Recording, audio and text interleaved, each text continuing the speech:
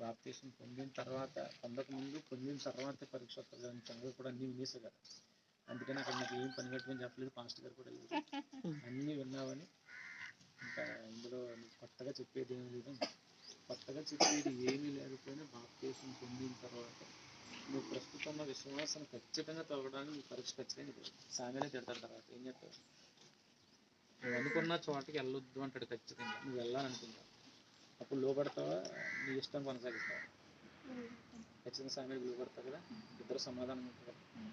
సమాధానకర పరిస్థితిని దేవుడు ఇస్తాడు, దాన్ని ఖచ్చితంగా పరీక్ష పరచైనా దేవుడు ఒకవేళ సమాధాన పరిస్థితులు అనుమతిస్తే ఆ టైంలో నువ్వు చేయాల్సిన పని లోపడుతున్నావు. అంతే, అర్థమైందా?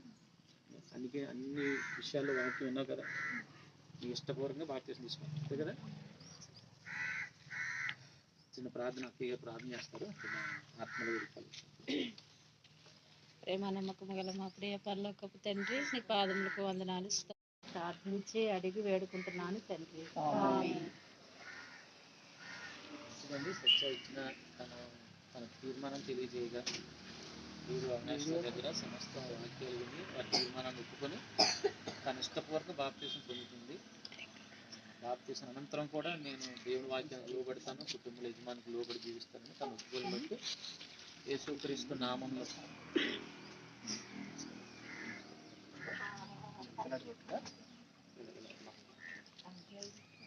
దేవుని సేవకులుగా ప్రియుల అవినాష్ గారు దేవుడు మాకు ఇచ్చిన ఈ అవకాశం బట్టి యేసుక్రీస్తు నామంలో తన తీర్మానాన్ని బట్టి యేసుక్రీస్తు నామంలో సత్యకు బాప్తీసం ఇస్తున్నాం.